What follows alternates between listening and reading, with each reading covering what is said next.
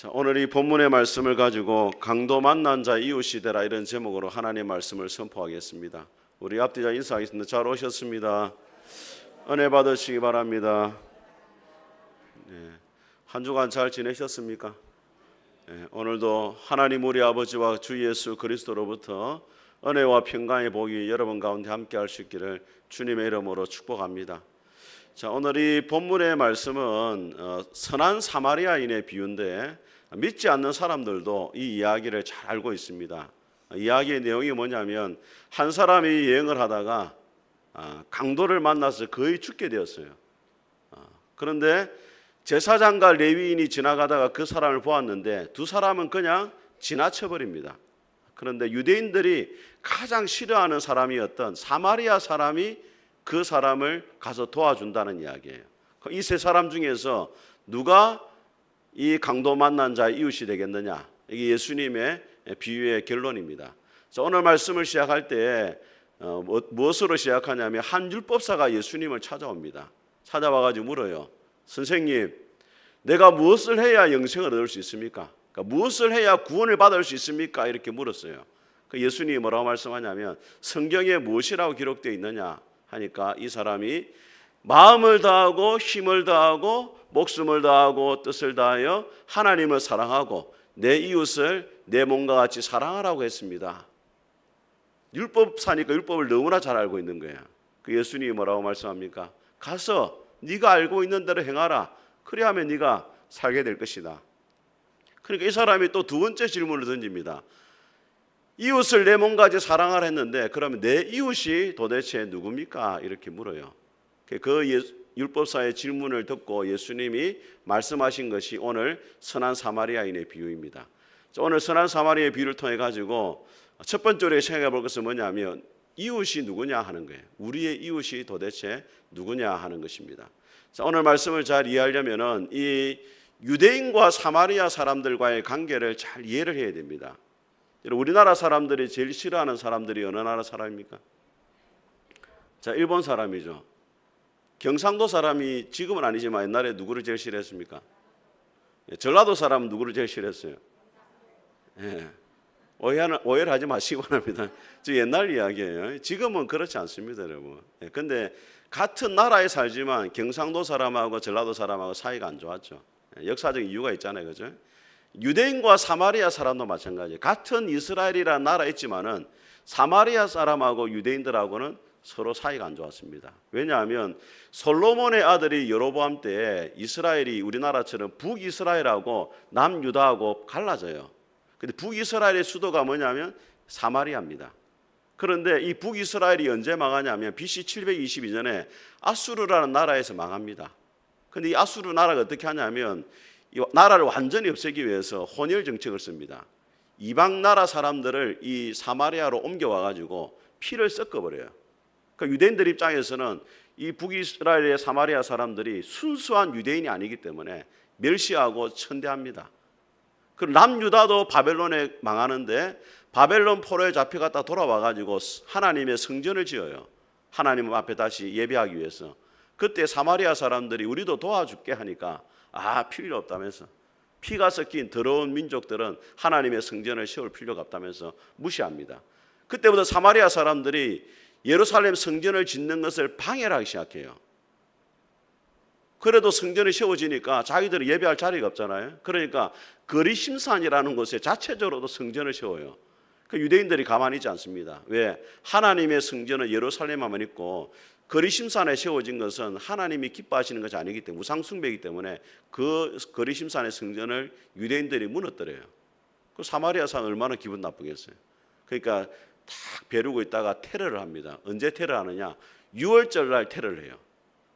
6월절 되면은 전 세계 유대인들이 모여가지고 예루살렘 성전에 모여가지고 예배를 드리는데 밤에 몰래 가지고 성전에다가 죽은 사람의 뼈 가루를 뿌립니다. 성경에 뭐라고 되어 있냐면 시체를 만지거나 뼈를 만지면 부정해져 가지고 시체를 만지거나 뼈를 만진 사람은 성전에 가서 예배를 드릴 수가 없어요. 그런데 성전 자체가 죽은 사람의 뼈로 부정하게 된 거예요.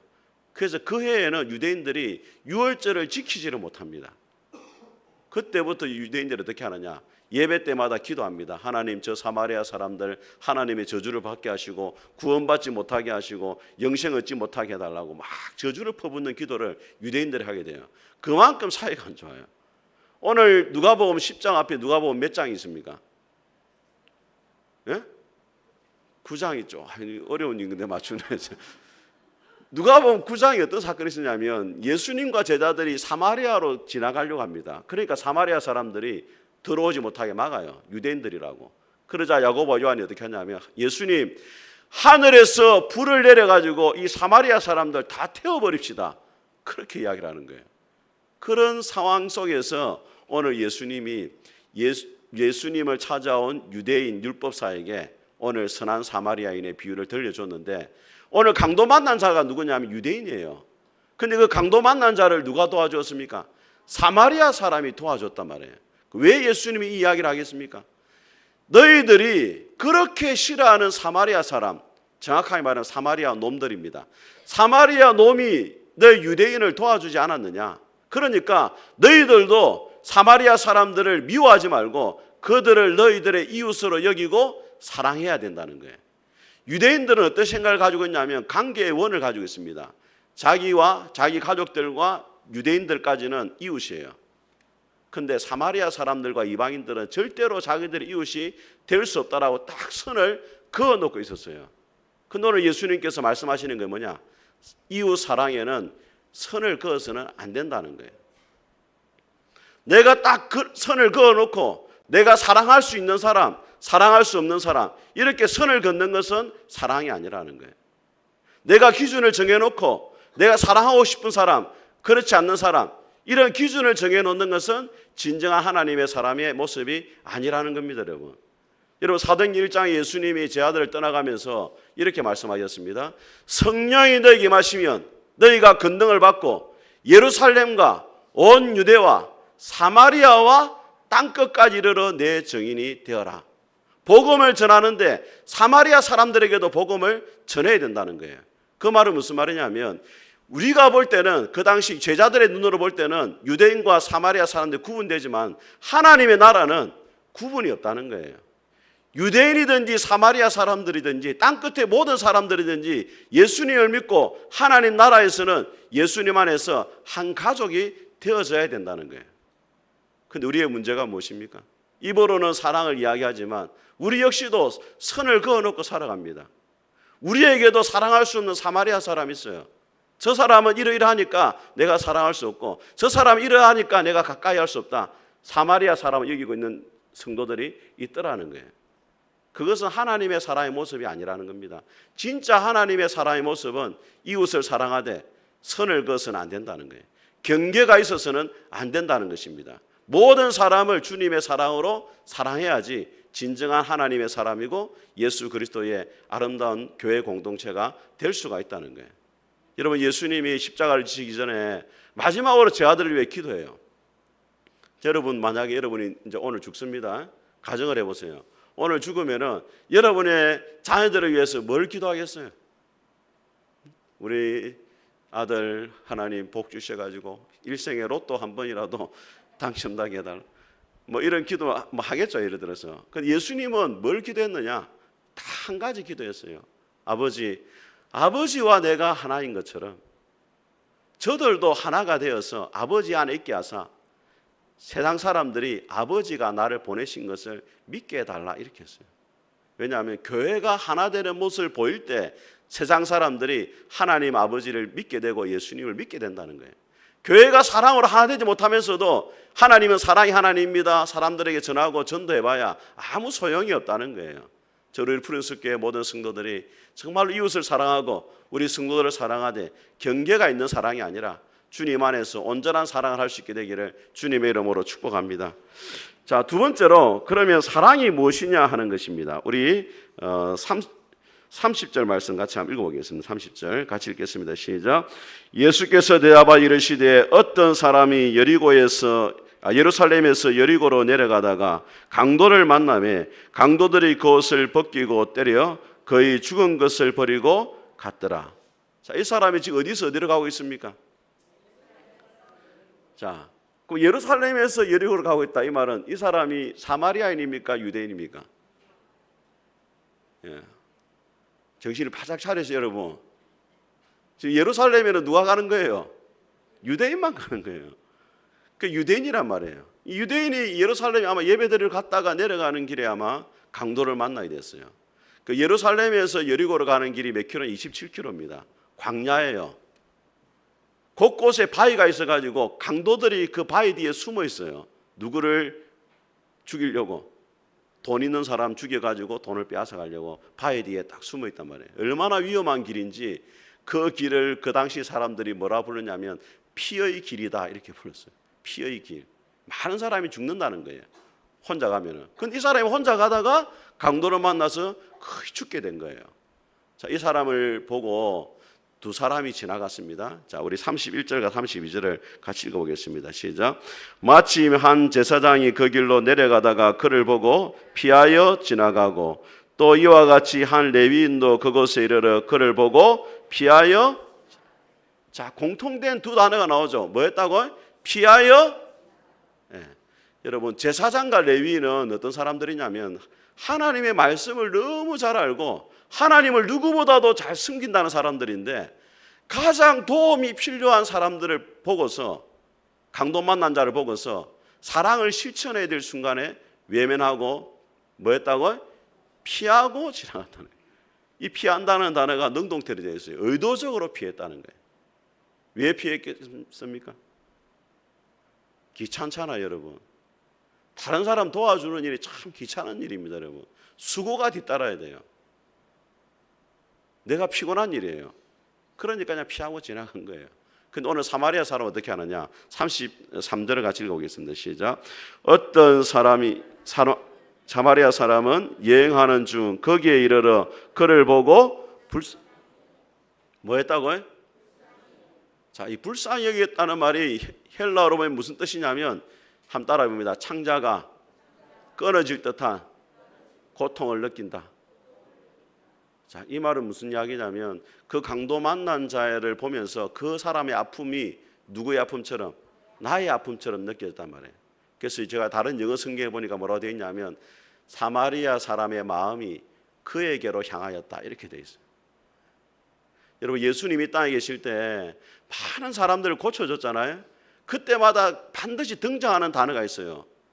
소경을 보든지 또 안전뱅이를 보든지 나병 환자를 보든지 예수님이 뭐 하시고 불쌍히 여기시고, 이 말이 계속 붙어가요. 하나님의 사람이 기본적으로 가져야 될 마음이 어떤 마음이냐? 불쌍히 여기는 마음이에요. 여러분, 사랑할 수 없는 사람이 있습니까? 없습니까? 예? 여러분, 옆에 사람 쳐다보지 말고 인생을 살아가다 보면 사랑하기 힘든 사람 있죠. 그 사람을 사랑하려고 하기보다는 어떤 마음을 가져야 됩니까? 불쌍히 여기는 마음을 가져야 돼요. 그 사람의 행편에서 한번 생각을 해보고 왜 저렇게 할까 한번 생각해보고 그 사람을 불쌍히 여기는 마음을 가져야 돼요. 성경에 나오는 그림을 이 성화로 많이 그렸던 렘브란트라는 사람이 있어요. 우리가 렘브란트의 대표적인 그림을 보면은 이 등불을 켜고 이 문 앞에서 기다리는 예수님의 모습 있잖아요. 렘브란트가 그린 거란 말이에요. 오늘 선한 사마리아인의 비유도 이 렘브란트가 그림을 그렸어요. 방송실 정신 차리고. 예. 자, 이 렘브란트 그림을 그렸는데 이 선한 사마리아 사람이 이 강도 만난 자를 여간에 이제 옮겨주는 그림이 있잖아요. 말에서 내려가지고. 근데 이 재밌는 동물이 하나 들어있어요. 뭐가 들어있습니까? 똥개입니다. 똥개. 걔가 지금 뭘 하고 있습니까? 예? 똥을 싸고 있어요. 그 렘브란트가 처음 그렸을 때는 이 개가 없었어요. 1630년에 유화로 그렸을 때 개가 없었는데 동판을 그리면서 똥개를 집어넣었단 말이에요. 똥 싸는 장면을. 왜 집어넣었겠어요? 어떤 분이 이걸 이렇게 해석합니다. 개가 똥을 싸는 것이 자연스러운 것처럼 강도 만난 자를 불쌍히 여기는 것이 그리스도인에게 자연스러운 마음이 되어야 된다 이 말이에요. 잘생긴 사람 보여주세요. 이 방송이 센스가 있네. 개가 똥을 싸는 것이 자연스러운 행위인 것처럼 예수 믿는 사람은 어려운 사람을 보면 어떤 말 가야 된다? 불쌍히 여겨야 된다는 거예요. 오늘 사마리아 사람이 불쌍히일 뿐 아니라 우리 34절을 같이 한번 읽어보겠습니다. 같이 읽겠습니다. 시작. 가까이 가서 기름과 포도주를 그 상처에 붓고 싸매고 자기 짐승을 태워 주막으로 데려다가서 돌보아 주니라. 자, 불쌍히 여기는 것은 누구나 또 할 수 있어요. 근데 오늘 사마리아 사람은 어떻게 합니까? 가까이 갔단 말이에요. 그 말은 가던 길을 뭐했다? 멈추었단 말이에요. 여러분, 우리 승모 목사님이 한 몇 주 전에 사도행전을 설교하면서 사도행전 3장에 보면은 미문 앞에 앉아있는 안전뱅이가 있고 베드로와 요한이 그 안전뱅이를 고쳐주거든요. 그러면서 이런 이야기를 했습니다. 사랑은 멈춤이다, 이렇게 하겠어요. 기억나십니까, 여러분? 사랑이라는 건 뭐냐? 멈춘다는 거예요. 책은 도끼라는 그 책을 보게 되어지면은 의성 유도초등학교 5학년 박희영 어린이가 이런 글을 썼습니다. 버스라는 시인데 이렇게 썼어요. 가다가 손님이 오면 고약한 직행은 그냥 지나가고요. 인정 많은 완행은 태워줘요. 달리기는 직행이 잘하지만 나는 인정 많은 완행이 좋아요. 예수님이 땅에 계실 때 직행 버스처럼 예수님이 살지 않았어요. 예수님 인생을 보게 되어지면 이 땅에 계실 때 완행 버스처럼 도움이 필요한 사람들이 있어야 반드시 멈추었습니다. 소경이 예수님 살려달라고 소리치면 멈춰서 가지고 소경의 눈을 뜨게 해주십니다. 안전뱅이가 예수님께 살려달라고 요청하면 멈추어서 가지고 안전뱅이를 또 일으켜줘요. 나병 환자가 예수님께 살려달라고 요청하면 멈추어서 가지고 나병 환자를 고쳐줍니다. 사랑이라는 것이 뭐냐? 가던 길을 멈추어야 가능한 거예요. 여러분이 하던 일을 멈출 때 사랑하는 사람을 돌아볼 수 있고 아픈 사람의 상처를 어루만져 줄 수가 있는 것입니다. 이전에 이제 좀 있으면 이제 가을이 되잖아요. 여러분 너무 더워도 너무 신경 쓰지 마세요. 좀 있으면 가을이 옵니다. 조금 있으면 찬바람이 불어요. 가을 되면 뭐가 있냐? 운동회가 열리잖아요. 저도 참 어렸을 때 운동회 기억이 참 좋은 기억이 많습니다. 운동회 때문에 마을 잔치가 열리잖아요. 저 달리기를 그렇게 잘하지는 못했어요. 항상 4등을 했습니다. 공책을 거의 타본 적이 없어요. 우리 촌놈들이 얼마나 잘 달리는지. 아유, 뭐 촌놈들이 이게 어렵습니다. 촌놈들. 장애물 경기할 때 딱 2등을 한번 해본 적이 있습니다. 근데 이 경기도의 양지면에 제일 초등학교 학생들이 6학년이 달리기를 했어요. 근데 그 중에 누가 있었냐면 연골 무형성증을 앓고 있는 학생이 한 명 있었습니다. 연골이 자라지 않는 거예요. 달리기도 잘 못하죠. 항상 꼴등이에요. 그 얘는 운동회 하면 가기 싫어하는 거예요. 근데 어떤 있었냐? 장애물 달리기 한 바퀴 도는데 6명이 한 조로 달리잖아요. 그런데 이 애가 꼴찌할 수밖에 없죠. 근데 앞에 가던 친구들이 결승선 앞에서 딱 멈추었었어요. 그래가지고 꼴찌 친구 손을 잡고 같이 들어갔어요. 그래가지고 그 참여한 학부모도 울고 선생님도 울고, 그 누나가 이렇게 글을 썼습니다. 가을 운동회, 특히 달리기는 동생에게 매년 상처가 되는 날이었다. 한 번은 동생이 운동회 날 아침에 학교에 가기 싫다고 말해 가슴이 아팠다. 그런데 올해 6학년 운동회 때는 같은 조 친구들이 동생의 곁을 지켜주었다. 친구들이 계속 뒤를 돌아보면서 달리더니 결승선을 앞에 두고 뒤에 있는 동생에게 모두 달려와 손을 잡고 일렬로 다 같이 결승선을 넘었다. 동생, 저희 가족, 선생님들, 학부모들 모두 놀랐고 동생과 저희 가족은 엉엉 울었다. 여러분, 우리는 오늘날 시대가 참 속도가 중요한 시대에 살아가는데 속도가 삶의 풍요함을 가져다 주는 것이 아닙니다. 삶을 풍요하게 하는 것은 사랑인데 사랑하기 위해서는 멈출 수가 있어야 돼요. 내가 가던 걸음을 멈추고 내가 하던 일을 멈추고 다른 사람을 돌아볼 때 우리가 그 사람을 진정으로 섬길 수가 있는 것입니다. 저는 푸른숲교회 모든 성도들이 여러분 곁에 있는 강도 만난 사람을 위해서 잠시 멈출 수 있는 그러한 사랑의 섬김이 있기를 주님의 이름으로 축복합니다. 자, 오늘 이 율법사가 처음 예수님을 찾아와서 했던 말이 뭐냐면, 선생님, 내가 무엇을 해야 영생을 얻을 수 있습니까? 라고 했습니다. 그 예수님 오늘 비유의 결론이 뭐냐면, 자, 37절을 같이 한번 읽어보겠습니다. 37절 같이 읽겠습니다. 시작. 이르되 자비를 베푼 자니이다. 예수께서 이르시되 가서 너도 이와 같이 하라. 자, 결론이 뭐냐면 여러분, 자 보세요. 율법사가 처음 왔을 때 한 말은 내 이웃이 누구냐 이렇게 물었어요. 그 예수님은 결론이 뭐냐면 가서 너도 이와 같이 하라는 거예요. 네 이웃이 누구냐가 중요한 게 아니라는 거예요. 네 중심에서 누가 나의 이웃이냐 이게 중요한 게 아니고 지금 당장 도움이 필요한 강도 만난 자에게 네가 가가지고 그들의 이웃이 되어주는 것이 중요하다는 거예요. 여러분, 푸른숲 교회의 이웃이 누구냐 이게 중요한 게 아니고 우리 주변에 있는 사람들이 과연 푸른숲 교회를 이웃으로 생각하고 있느냐 이게 더 중요하다는 말이에요. 누가 나의 이웃이냐가 중요한 것이 아니고 정말로 도움이 필요한 사람에게 내가 찾아가가지고 그들의 이웃이 되어주느냐 이게 중요하단 말이에요. 오늘 율법사의 문제가 무엇입니까? 자기 이웃이 누구냐? 누가 나의 도움이 될 수 있는 사람이냐? 자기 중심의 관점에 생각한 것이 문제라는 거예요. 예수님의 말씀은 뭐냐? 강도 만난 자, 네 곁에 정말로 도움이 필요한 자를 네가 도와주는 것이 중요하지 네 이웃이 누구냐? 그게 중요한 것이 아니라는 거예요. 여러분, 여러분의 이웃은 누굽니까, 여러분? 그런데 그보다 더 중요한 것은 여러분 주변 사람들이 정말로 여러분을 이웃으로 여기고 있느냐가 더 중요한 거예요. 저는 우리 푸른숲 교회 주변의 사람들, 또 여러분의 주변의 사람들이 여러분을 이웃으로 여길 수 있는 그런 은혜가 있기를 주님의 이름으로 축복합니다. 자, 오늘 이 본문의 말씀에서 우리가 한 가지 더 기억해야 될 것은 뭐냐? 오늘 이 유대인은 사마리아 사람에게 전혀 도움을 받을 수 있는 자격이 안 되는데도 도움을 받았어요. 근데 이 사마리아 사람의 모습을 통해 우리가 뭘 발견해야 되느냐?